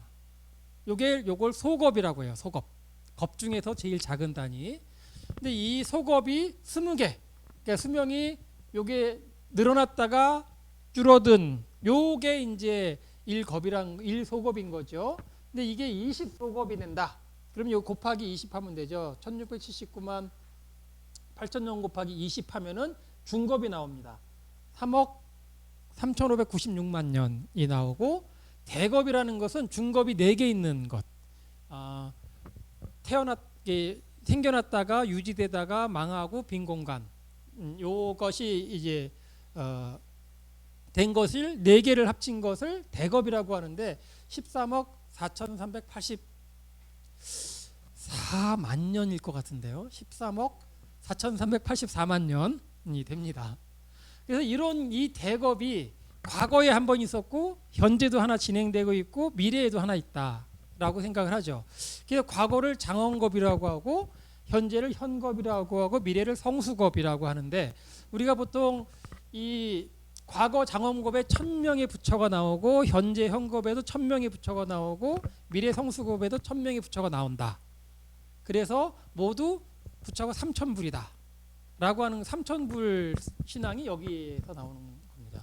그래서 어느 절에 가면 3000불전이 있죠. 어떤 절은 1000불전이 있고, 이 1000불전은 우리가 살고 있는 현재 현겁에 1000명의 부처를 모셔놓은 것이 1000불전이고, 3000불전이면 과거 현재 미래까지 모두 합친 3000불을 모셔놓은 것이 바로 3000불전입니다.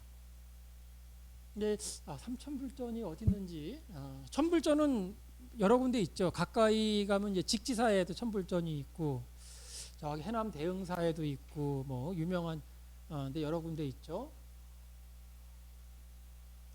근데 또 다른 방식으로 겁을 설명하는 경우도 있어요. 이거는 이제 여러 경전에 보면은, 요거는 이제 우리가 계산을 할 수가 있죠.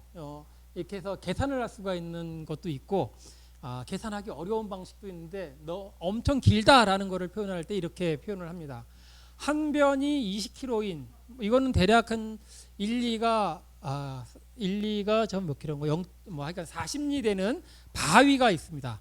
그러니까 세로도 40리, 가로도 40리, 높이도 40리 되는 정육면체의 바위가 있는데, 3년에 한 번, 그 어떤 책에는 또 100년에 한 번이라고도 하는데 3년에 한 번 천녀가 춤을 추면서 날아오는데 이 사람은 땅에 발을 딛진 않아요. 날아갑니다. 그 위를 바위 위를 스치면서 날아가는데 그 옷이 하늘하늘한 옷이 스쳐 지나가면서 바위가 다 닳아 없어지는 시간을 일겁이다, 일소겁이다 라고 하기도 하고, 또 이제 겨자, 이거는 겨자겁이고 이거는 천의겁인가 그렇습니다. 이거는 겨자겁이 있는데, 겨자 한 변이 40리인 아까 있죠. 그 40리 깊이도 40리인 성에 겨자씨, 여러분 겨자씨 아시죠? 호 불면은 뭐 날아가서 보이지도 않는 그 겨자씨가 가득 들어 있는데 100년에 한 톨씩을 이렇게 꺼내냅니다. 그래서 성 안에 겨자씨가 다 없어지는 시간, 뭐 이건 겨자겁이라고. 그러니까 굉장히 긴 시간이라는 것을 이렇게 설명할 때 우리가 천녀의 옷 시간 또는 겨자의 시간으로 얘기를 합니다. 이것도 소겁을 얘기하는 거지 대겁을 얘기하는 건 아닙니다. 그래서 이 세 사람, 아까 봤던 세 명의 그 가운데 앉아 계신 세 명이 제화갈라보살, 연등불, 그다음 가운데 석가열의 미륵불 이렇게 있는데, 이 관계는 아까도 잠깐 얘기했듯이 이 사람이 이게 그 모한 관계라고 그랬죠. 연등불이 석가모니한테 뭘 해줬다 그랬어요? 수기. 예, 수기라는 것은 장차 당신이 어느 시간이 되면은 부처가 될 것이다 라는 것을 미리 알려주는 겁니다. 이 수기라는 거는 다른 말로는 이렇게도 씁니다. 기별이란 말도 쓰고, 이게 이 수기는 여기가 주체가 돼가지고 여기 줄 때 수기란 말을 쓰고, 요거는 받을 때, 석가모니가 연등불을 할 때 받을 때는 요 말을 쓰지만 줄 때는 이 말을 쓰고요. 기별이라는 말은 역시 마찬가지입니다. 기별이란 말은 많이 쓰죠. 뭐 소식이라는 뜻하고 같이 쓰죠. 뭐 기별이 왔니, 뭐 기별을 보냈다, 뭐 이런 말을 쓰는데, 사실은 이거는 이제 완전히 불교적인 불교 용어죠. 보통 기별이 아닌 거지. 기별이라는 거는 뭐 그냥 간단한 소식이 아니고 장차 부처가 될 거다라는 거를 알려주는 게 기별인 거죠. 그냥 내가 7시에 만나자, 할아버지 7시에 가실 거야, 뭐 이런 기별이 아니고 굉장히 중요한 뜻을 갖고 있는 것이 바로 기별입니다. 그래서 석가모니가 미륵불에게 또 역시 수기를 하는 거죠. 이 시다르타 석가열애가 이 세상에 태어나기 이전에 계속 여러 번에 걸쳐서 전생을 살죠. 전생에 살 때마다 인연을 갖고 있습니다. 누구랑 인연이 있냐면은 그 시다르타의 부인 있죠. 부인. 석가모니의 아버지 있죠. 아버지. 석가모니의 아버지가 이름이 정반왕 슈도다나라고 하는 분이고, 어머니는 누군가요? 마야 부인이고요. 그다음에 부인이 있죠. 야소다라라고 하는 부인이 있습니다. 근데 여기에서 이 연등불하고 석가모니와 수기를 해주는 그런 그 옛날 이야기를, 전생의 이야기를 뭐라고 합니까? 석가모니, 우리가 살고 있는 이 세계 말고 전생의 여러 가지 이야기들을 불교에서 뭐라고 했죠? 스님 뭐라고 그러죠? 갑자기 생각이 안 나네요. 예, 본생담, 전생담, 이라고 특히 이제 본생담이란 말을 많이 써요. 본생. 옛날에 그 전에 삶에입니다. 본생담. 그 인도 말로는 자타카라고 하죠. 자타카. 이 자타카에 굉장히 뭐 수백 개의 이야기들이 있습니다. 뭐 석가모니가 전생에 뭐 그 코끼리 왕이었을 때 이야기, 무슨 뭐 그 금색으로 된 그 사슴이었을 때 이야기, 여러 가지 이야기들이 나오는데, 이 연등불과 관련된 이야기들이 몇 개 있는데, 이때 항상 등장하는 것이 부인도 같이 등장을 합니다. 예, 이 장면이 이제 굉장히 유명한 그 인도의 인도 그 간다라 지역에 있는 그 본생 조각에 나오는 건데, 연등불하고 그 이 시다르타하고 여기서는 이제 수메다라고 하는 그 청년이 나오고 곱비라고 하는 아가씨가 나옵니다. 세 명이 나오는데 이 연등불이 이제 어느 날에 마을에 방문할 거다라는 이제 소식을 들은 거죠. 그래서 뭐 마을 사람들이 몽땅 다 이 연등부처님이 오셨을 때 공양을 뭘로 할까요? 뭘로 하시겠습니까? 공양. 부처님이 오셨다. 뭘 공양하시겠습니까? 그래서 그냥 아무것도 그냥 마음만 전하시겠다는 분이 뭘 공양하시겠습니까? 음식 공양하시겠고 뭘 공양하시겠어요? 향을 공양하시고 저기 선생님 뭘 공양하고 싶으세요? 시간을 그냥 돈 안 들어가는 걸로 뭘 공양하시겠어요? 안 하시겠대. 여기 수메다라고 하는 청년은 뭘 공양하고 싶어 했냐면요. 꽃을 공양하고 싶어 했습니다. 꽃. 근데 이 사람만 꽃을 공양하고 싶었던 게 아니고 이 마을 사람 모두 다 꽃을 공양하고 싶어 했습니다. 그래서 어떤 사태가 벌어졌냐. 꽃집에 꽃이 하나도 없는 거예요. 다 팔려가지고. 이 청년이 수메다라고 하는 청년이 꽃을 사러 꽃집에 갔는데 가는 데마다 다 팔렸다는 거예요. 못 샀습니다. 그래서 얘는 꼭 사가지고 공양을 하고 싶었는데 근데 마지막에 간 꽃집 주인 아가씨가 곱비라고 하는 이제 아가씨가 사는 그 꽃집에 갔어요. 꽃집에 갔는데 보니까 꽃이 있어요. 몇 송이 있는 건지 모르겠는데 한 7송이가 있었던가 그렇습니다. 저거 나한테 좀 팔라고 그랬더니 곱비가 뭐라 그러냐면은 저거는 내가 내일 부처님께 공양하려고 남겨둔 거다. 내가 팔려고 하는 게 아니다. 라고 안 파는 거예요. 절대로 안 판다.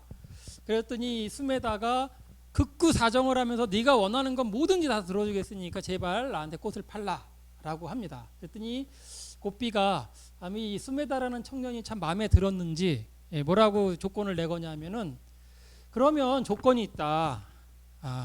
이 조건을 들어주면 내가 팔겠다 라고 합니다. 그 조건이라는 게 뭘까요? 어떤 조건을 내걸었을까요? 결혼해달라. 아주 소박한 소원이신데 결혼을 이번 생만 결혼하는 것이 아니고 세세생생 태어날 때마다 나를 부인으로 삼아라 라는 조건을 내겁니다. 그래가지고 이 스메다라는 청년이 그래 좋다. 마음에 들었나 봐요. 그 세세생생 언제든지 태어나면 항상 내가 배필이 되겠다라고 약속을 하고 7개 중에서 4개인가를 받습니다. 나머지는 이제 자기도 써야 되니까 4개를 받아와요. 그래서 지금 이 장면은 요 청년이 이게 곱비구나. 요거 노란 거는 이제 그 꽃집 아가씨 곱비고요.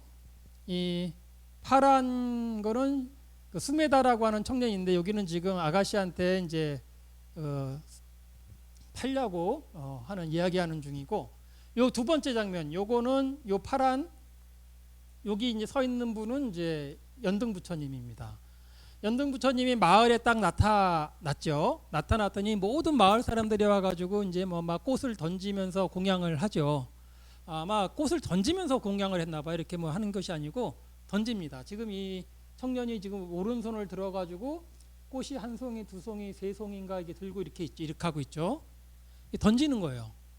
부처님이 오신다 그러면 이렇게 던지는 이제 그걸 하는데 이 어떤 이적이 일어나냐면 마을 사람들이 그 던진 꽃은 다 이렇게 땅에 떨어지는데 저 스메다가 던진 꽃은 땅에 안 떨어지고 둥실둥실 이제 부처님 주위를 막 떠다니고 있었답니다. 그래서 이거 굉장한 이적이 일어난 거죠. 그런데 이제 부처님이 이제 그걸 받고 또 이제 이렇게 마을을 향해 가는데 인도는 뭐 진흙탕이잖아요. 비오고 우기가 되면 보니까 저기 앞에 부처님을 따라서 가다 보니까 커다란 웅덩이가 앞에 있는 거예요.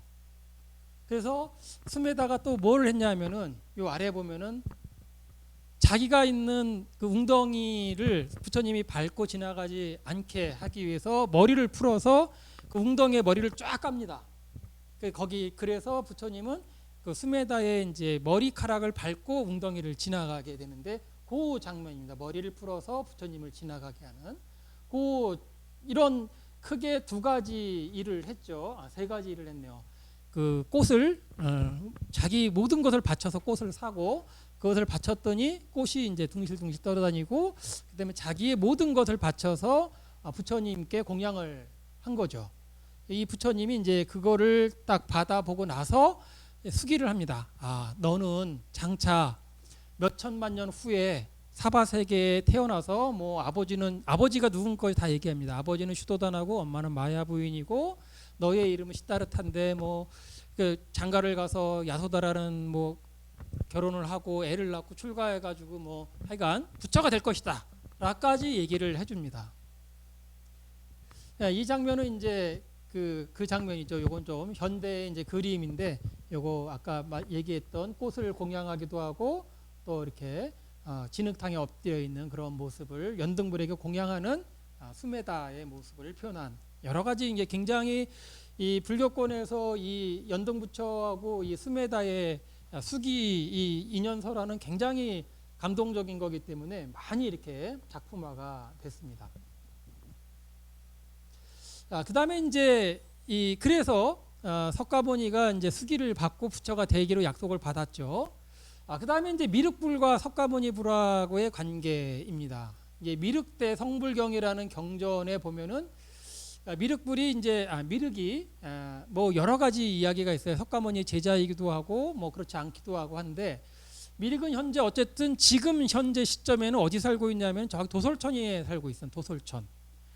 도솔천은 아까 수미산 꼭대기가 도리천이고 그거보다 더 위에 있는 그러니까 도리천까지는 육지로 이어져 있는 천입니다. 사실은 하늘나라긴 하지만 땅이에요. 근데 그 위에 있는 것이 이제 도솔천이죠.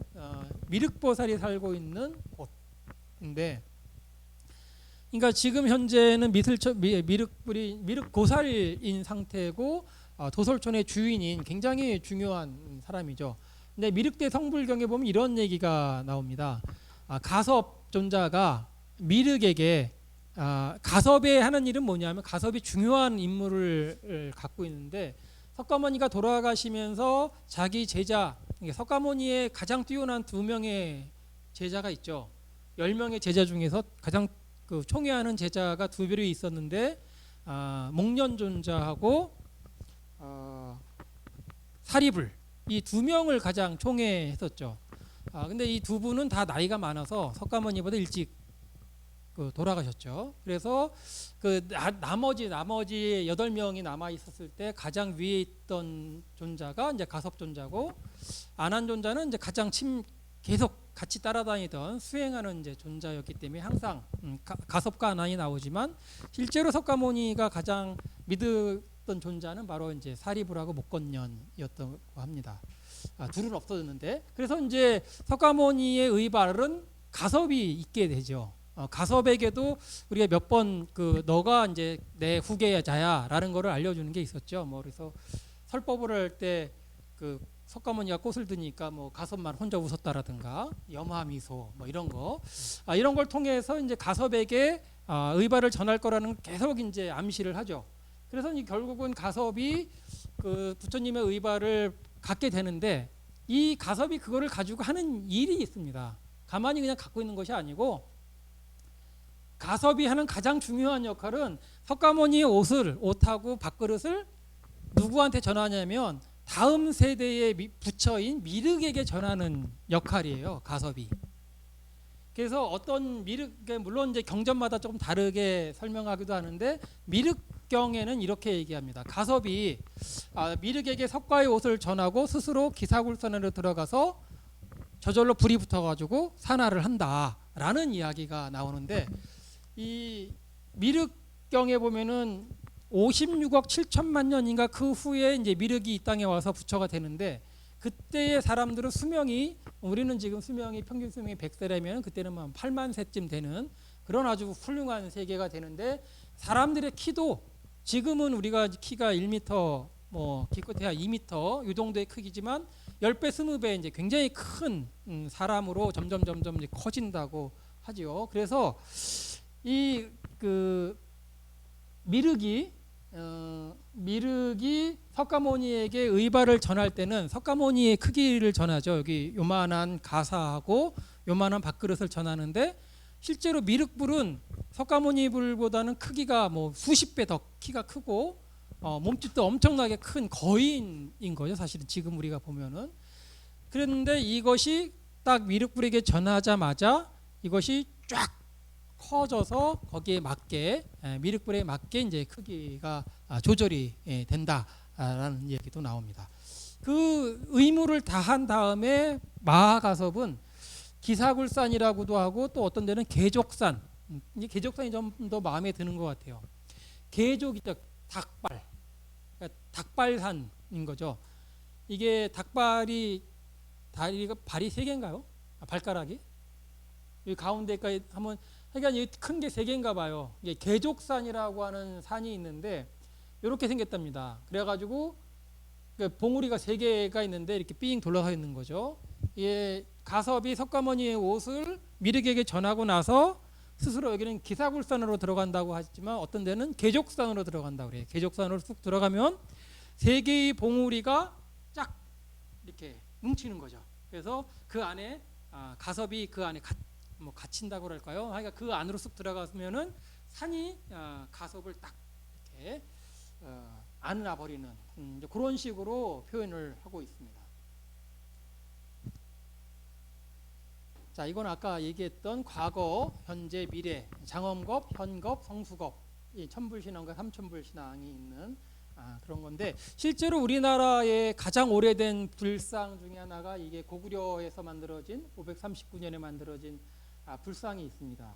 금동 인현의불 입상이라고 인현의불이라는 이름을 갖고 있어요. 고구려 539년이니까 우리나라에서 연대를 알 수 있는 가장 오래된 불상인 거죠. 이 불상의 명문에 뒤에 명문이 이렇게 적혀 있는데요. 이 명문을 보면은 이렇게 되어 있습니다. 영가 7년 세제 기미년에 고려국 낭랑동사 해가지고 노란색 공조 함께 만들었다. 현겁 천불.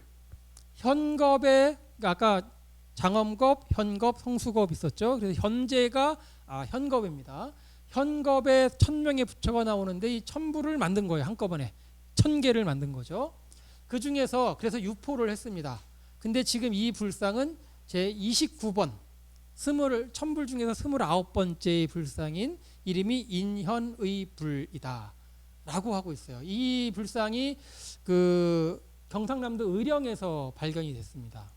그러니까 고구려 평양에서 만들었는데 그거를 아마도 전국 각지에 이렇게 보냈나 보죠. 그 중에 인연이 있어가지고 경남 의령에 어느 그냥 절도 아니고 그냥 이런 그 시가지에 파묻혀 있다가 발견이 된 거죠.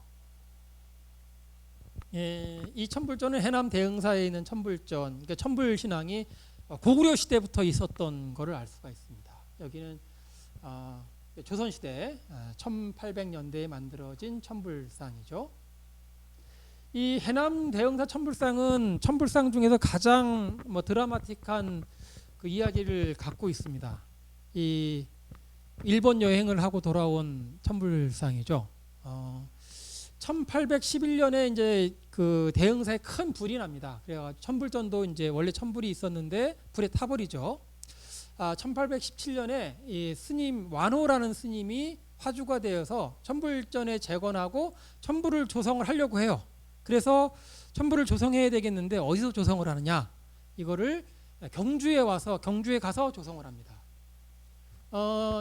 제자인 풍계 현정에게 경주 불석산이라고 하는 산이 있는데 지금의 그 기림사 뒷산이 불석산입니다. 기림사에 가서 이거를 만들어 와라라고 얘기를 하죠. 그런데 1800 이때 그 조각가들이 하여간 수십 명이 달라붙어서 천불상을 만듭니다. 그래서 어디 여기 성주의 조각장인들, 그다음에 호남에서 간 조각장인들, 여러 군데서 온 조각장들 수십 명이 모여서 불상을 11월에 완성을 하는데 이제 천구의 불상을 각각 배에 싣고 이제 대흥사로 가야 되는 거죠. 그런데 768구와 232구 두 개로 나눠서 큰 배에는 700구를 싣고 작은 배에다는 200구를 실어서 두 개로 이제 떠난 거죠. 떠나다가 부산 앞바다에서 부산 물산을 지나서 이제 부산으로 해서 돌아서 가야 되는데 부산 앞바다에서 풍랑을 만났습니다. 그래서 작은 배는 풍랑이 오자마자 작은 배는 슉슉슉 해가지고 이제 항구로 들어왔는데 큰 배는 돌리지를 못하고 풍랑에 떠밀려 가서 일본의 대마도로 가게 된 겁니다. 대마도에 가서 1818년에 돌아오니까 약 한 10달 정도를 이제 일본에서 머물게 된 거죠. 이 786구를 가지고 대마도에 갔는데 이 대마도에 있는 사람들이 거기다가도 보고도 하고 그러면서 신심들이 깊어서 이 700구를 가지고 막 정확히 막 가져다가 뭐 집에도 봉안을 하고 뭐 예배하고 뭐 난리를 폈다는 거예요. 그런데 이제 어느 날 꿈에 이제 나는 원래 대흥사 사람인데 왜 여기 와 있나 하면서 막 꿈에 나타났다고 합니다. 대마도에 있는 사람들한테. 그래서 사람들이 깜짝 놀라서 다시 다 배에다 실어서 1년 만에 이제 돌려보내게 되는데, 그래서 다시 부산을 거쳐서 대마도로 부산을 거쳐서 남해안을 거쳐서 이제 해남 대흥사까지 이제 들어가게 된 거죠. 1818년 7월에 귀환을 했다고 합니다. 이때 이제 다산 정약용 선생이 그 당시에 그 옆에 대흥사 부근에 이제 유배를 가 계셨죠. 그래서 이 완호대사하고 제자인 현정하고 그다음에 다산 정약용이 이렇게 친밀하게 교류를 하고 있었는데, 그때 이게 글로도 지금 남아 있어요. 정약용 선생이 뭐라고 제안을 하냐면은 지금 786구가 일본에 갔다 왔는데 지금 이제 이렇게 다 섞어 놓으면은 어느 게 어느 거고 이게 구분이 안 되니까 뭔가 표시를 해서 구분을 해라. 그래서 232구는 그대로 온 거, 일본 갔다 온 거는 일본 갔다 온 표시를 해라 해가지고 표시를 해두는데, 이 어깨 불상의 뒤쪽 어깨에다가 날일자, 일본이라는 일자를 도장을 파서 하나씩 다 찍어 두게 합니다. 그래서 그렇게 하자고 해서 그거를 지금 찍어 둬서 일자가 지금 이 상들에 보면은 이 다 이렇게 천불상이 지금 옷도 입고 계신데, 이 중에 어떤 불상을 보면은 이제 이게 일자입니다. 어깨에 일자를 표시해 놓죠. 이 상은 일본에 갔다 온 상, 그렇지 않은 상은 그냥 원래 들어온 상. 이거를 표현을 하라고 정약용 선생이 편지를 완호 스님에게 이제 보내서 이게 도장이 찍히게 된 거죠. 그래서 지금 우리가 이걸 보고 이 상들은 일본에 갔다 온 상이구나를 확인을 할 수 있게 만들어 주신 겁니다. 자, 천부를 넘어서 다시 이제 아까 이 응진전에 주존 삼존불이 있었죠. 과거, 현재, 미래의 부처를 표현하는데 이 중국에도 삼세불이 굉장히 많이 만들어집니다. 과거, 현재, 미래, 연등불, 석가모니, 미륵불. 그런데 중국에는 모조리 다 세 부처를 부처 형태로 표현을 합니다. 여기 지금 이거는 6세기대에 만들어진 굉장히 오래된 상이죠.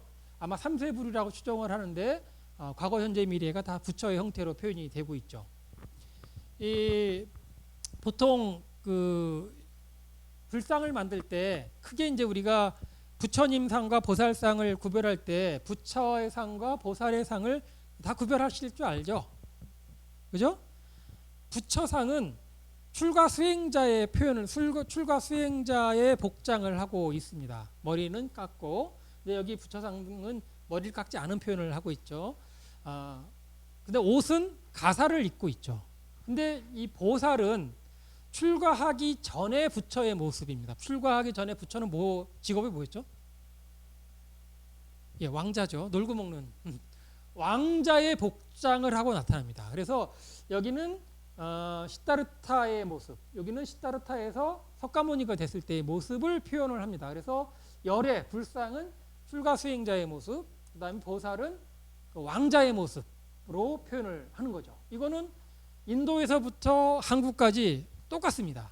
이 옆에 있는 이것은 바로 이게 뭐죠? 크라운, 또는 이게 크라운 말고 또 이렇게 된 걸 뭐라 그러죠? 티아라, 이런 형식이 있는데 어쨌든 관을 쓰고 있고, 여기 손에는 팔찌, 반지, 귀걸이, 그다음에 발찌 다 하고 있습니다. 왕자의 모습이고 여기는 출가 수행자의 모습으로 표현을 하는 그런 거죠. 그런데 이제 중국은 다 부처의 모습을 이렇게 표현을 하는데 우리나라의 응진전의 불상은 100% 가운데만 부처고 양옆은 다 보살로 표현합니다. 중국에는 이런 사례가 단 한 사례도 없어요. 다 원래는 이 사람도 부처고 이 사람도 부처기 때문에 부처는 부처의 모습으로 표현을 하는 거죠. 그런데 조선에서만 양쪽에 있는 이 사람은 과거의 부처님인데 보살로 표현하고 미래의 부처님인데 보살로 표현을 하는 것인데 이상은 이런 것은 조선이 유일합니다. 그 다음에 또 하나는 이런 16나한이 중국에서 만들어졌죠. 중국에서는 16나한도 있고 18나한도 있어요. 두 명이 더 붙어서. 그런데 18나한 또는 16나한하고 이 삼세불이 같이 정각에 있는 것은 조선밖에 없어요. 이게 굉장히 특이한 사례인데 왜 그러냐면은 중국에서는 보통 여기 16나한이나 18나한이 있으면 가운데 관음보살이 주로 있거나 또는 관음보살, 문수보살, 보현보살, 삼보살이 중심에 있거나 뭐 이런 식으로 표현이 됩니다. 주로 관음보살이 나한의 주존으로서 표현이 됩니다. 중국에서는 이게 지금 관음보살상이죠.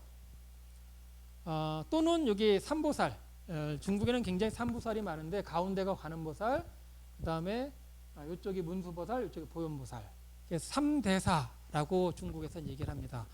삼대사라는 것은 이제 보살이랑 똑같은 말인데 삼보살과 함께 16나한이 있거나 뭐 대부분 이런 식으로 조합이 되는데 여기 지금 관음보살, 문수보살, 보현보살. 문수보살은 파란 사자, 여기는 하얀 코끼리, 여기는 기린을 관음보살은 타고 있습니다.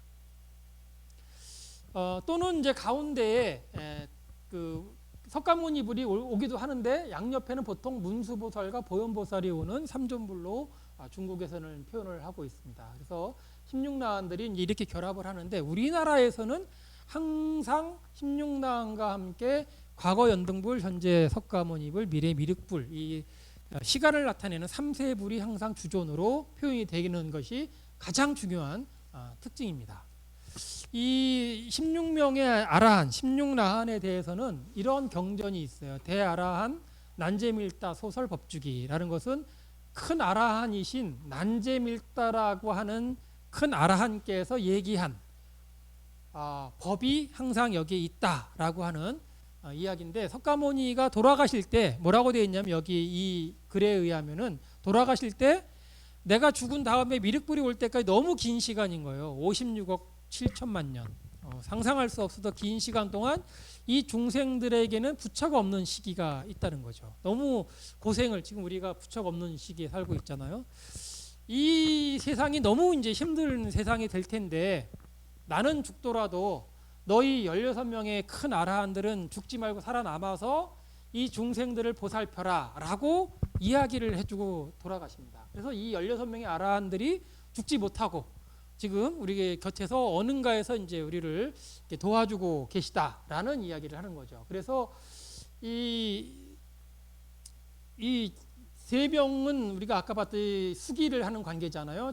연등불이 석가열에게 수기를 하고 석가가 미륵불에게 수구를 하는데 요 빈 시간 석가열애가 죽은 다음에 미륵불이 올 때까지 그 장구한 시간 동안을 석가모니 열애께서는 너무 이제 가엾게 생각을 해서 죽은 이후를 보험을 들어놓은 것이 바로 이 16명의 나한이라는 거죠. 이분들에게 죽지 말고 그 중생들을 보살펴라 라고 명령을 하고 돌아가십니다. 그래서 56억 7천만 년 후에 미륵불이 올 때까지 그 시간 동안 이 16나한이 이 중생들을 지키는 역할을 하게 되는 거죠. 그래서 이 삼세불 수기를 해주고 수기를 받고 수기를 하고 수기를 받는 이 관계 속에서 이 빈 시간이 있다는 거죠. 이 빈 시간을 어떻게 메꿀 것이냐. 이 중국에서는 이 빈 시간을 생각을 하지는 않았던 것 같고 조선에서만 이 빈 시간을 바로 16나한이 메워야 된다라는 것을 시각적으로 의식적으로 보여준 것이 바로 응진전입니다. 이 16나한은 바로 석가모니불과 미륵불 사이를 메워주는 이런 그 역할을 하게 되는 거죠. 그래서 이 삼세불과 16나한의 결합을 하는 것은 이 연등불, 석가불, 미륵불의 수기 3존이라 그러죠. 수기로 이어진 이 3존을 빈 시간을 메워주는, 그래서 완전한 수기 3존의 빈틈없이 시간을 다 관할하게 하는 그런 역할을 하는 것이 바로 응진전의 역할이고, 이것이 조선에서만 있었던 신앙 형태다라고 얘기를 할 수가 있습니다. 그래서 결론적으로 얘기를 하면 이 대웅전이라는 공간은 모든 공간, 그러니까 지금 여기를 보면은 가운데하고 동방과 서방만 있지만 사실은 이 삼방만 있지만 이 삼방뿐만 아니라 전, 후, 상, 하 모든 공간을 관할하는 역할을 바로 대웅전의 부처님들이 하는 거고, 그다음에 모든 시간을 관할하는 것을 바로 응진전에서 한다. 그래서 이 조선 시대에 만들어진 이런 정각은 대웅전과 응진전이 두 개가 완벽하게 결합이 됨으로써 시간과 공간을 완벽하게 모든 중생을 구제하는 그런 역할을 완벽하게 해낼 수 있다라는 것이 바로 조선 후기 절의 구성의 원리고, 그 구성의 원리 중심에는 대웅전과 응진전이 있다라는 것이 오늘 여러분들과 같이 이야기해본 중심 내용입니다.